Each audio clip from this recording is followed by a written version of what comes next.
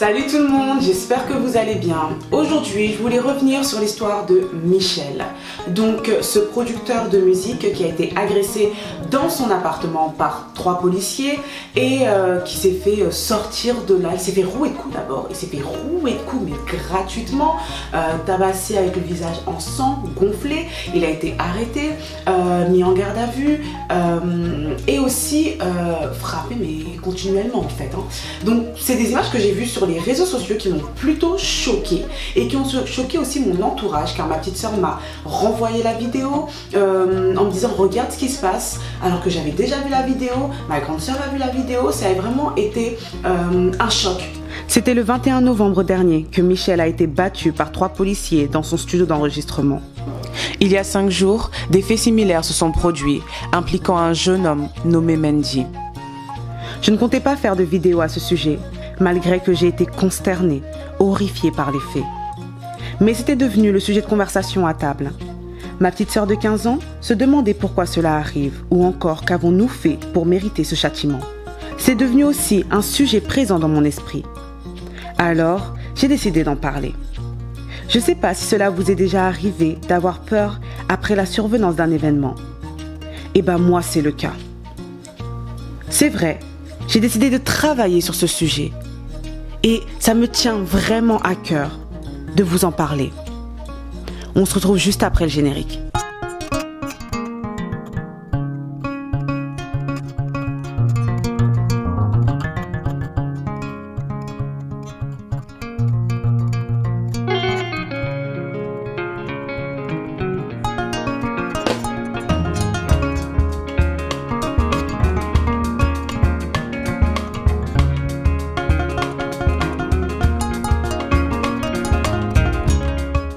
Michel a vraiment eu de la chance, mais de la chance d'avoir des caméras chez lui, d'avoir des caméras. Parce que sans ces caméras-là, il n'y aurait pas eu de vidéo. Donc quand j'entends cette loi qui nous dit de ne pas filmer la police, je suis désolée, mais quand il y a des débordements comme ça, c'est compliqué. Après, je comprends tout à fait des policiers qui n'ont rien fait, qui respectent la loi, qui se réveillent chaque matin pour exercer leur métier. Et après qui ont des représailles ou leur famille, bien sûr, ça je n'accepte pas et je ne suis pas d'accord avec. Mais quand je vois des vidéos comme ça, il y en a plusieurs, il y en a des centaines, des milliers, mais il y en a plusieurs des vidéos comme ça de personnes qui se font agresser par la police alors qu'elles ne montrent aucune résistance. Franchement, je me dis que le gouvernement, à un moment donné, il faut qu'il se réveille et qu'il décide de, je sais pas, qu'il se bouge en fait. À un moment, le gouvernement, il faut qu'il se bouge et qu'il fasse quelque chose contre ces policiers qui sont à la fois racistes, à la fois violents et qui salissent l'uniforme, car je ne mets pas tout le monde dans le même panier. En tout cas, moi personnellement, cette histoire a créé chez moi un sentiment, mais de peur. Tout d'abord, qu'est-ce que la peur ? La peur est une émotion ressentie généralement en présence ou dans la perspective d'un danger, c'est-à-dire d'une situation comportant la possibilité d'un inconvénient ou d'un mal qui nous affecterait. Vraiment un sentiment de peur. Je me sens plus en sécurité. D'habitude, quand je sors faire mes courses normalement, je suis contente et tout.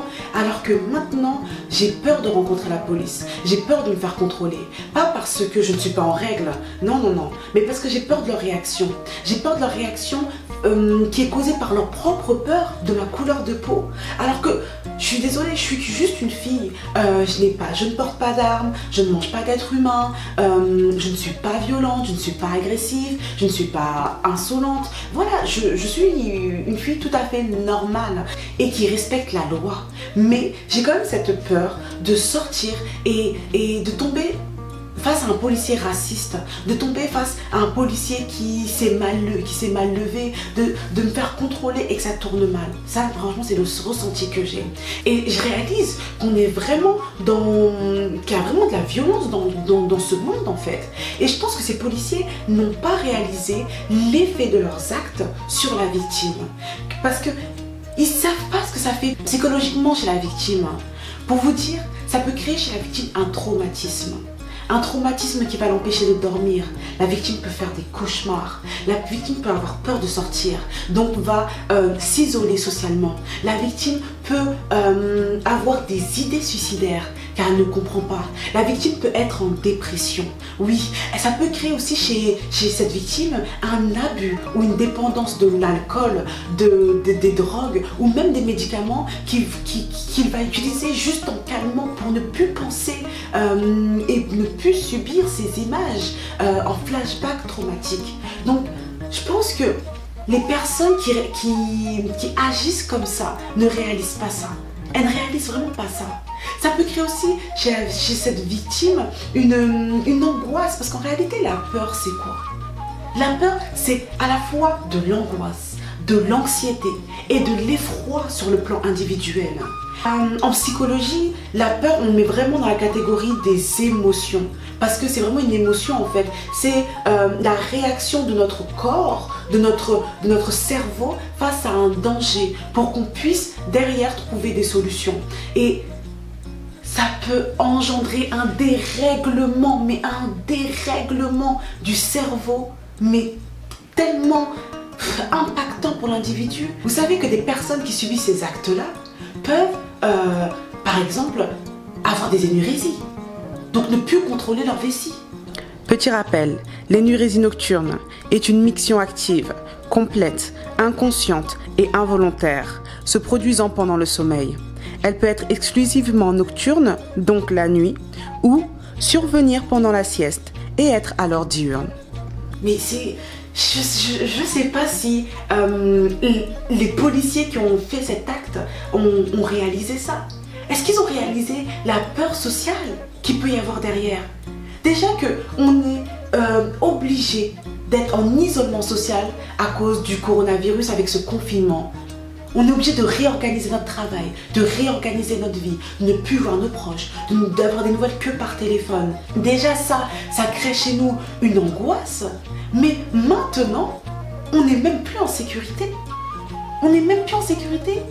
Est-ce que ces policiers se sont rendus compte qu'ils créent aussi une peur chez la population? Parce que la vue de plusieurs images comme ça crée chez la population de la panique, de l'épouvante. Les actes d'agression ou de violence, ça crée vraiment un climat d'insécurité, d'instabilité, mais aussi de menace pour la population et pour l'individu.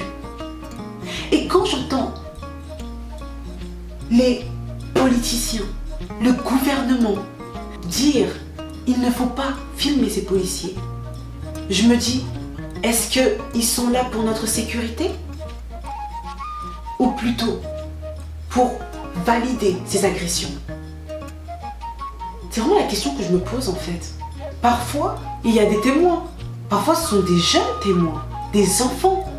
Mais est-ce que les gens se rendent compte de la conséquence, des conséquences graves sur le développement psychique et physique d'un enfant ou même d'un adulte?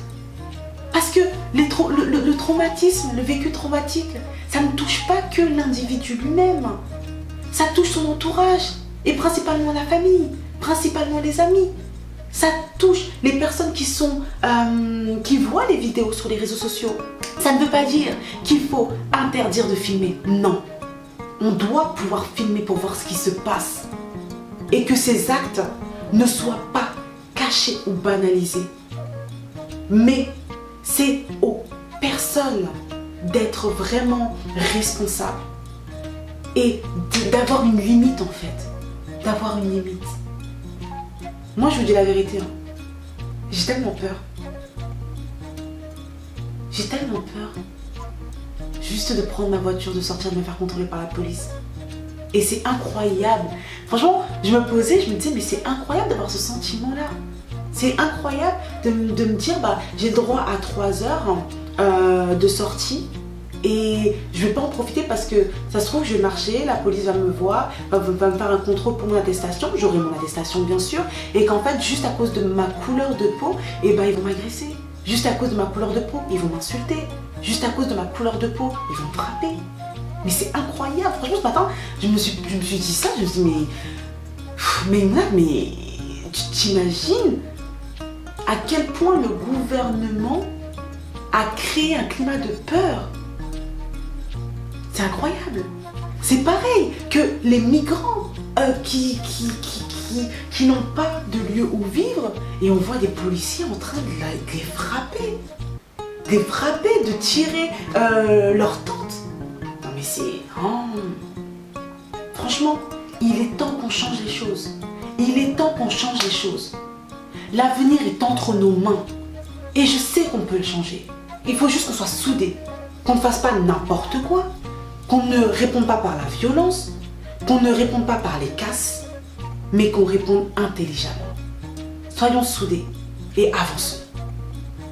En tout cas, si ma vidéo vous a plu, n'oubliez pas de liker, partager et commenter. Donnez-moi votre avis sur les faits qui se passent maintenant. Est-ce que vous êtes d'accord sur le fait d'interdire de filmer les policiers ou non? Est-ce que vous êtes d'accord avec les casses qui se passent par la population? Et est-ce que vous ressentez ce même sentiment que moi en fait, ce sentiment de peur? Est-ce que c'est le cas pour vous aussi? Vous pouvez me suivre aussi sur mon Instagram où je fais beaucoup de débats, on pourra discuter dessus aussi. Vous pouvez me suivre dessus, en tout cas je vous fais des gros bisous et comme d'habitude, je vous love. Moi je me dis, ils sont là pour nous protéger, mais en fait ils nous agressent en fait. Parce qu'ils m'ont tellement menacé, ça m'a traumatisé dans ma tête.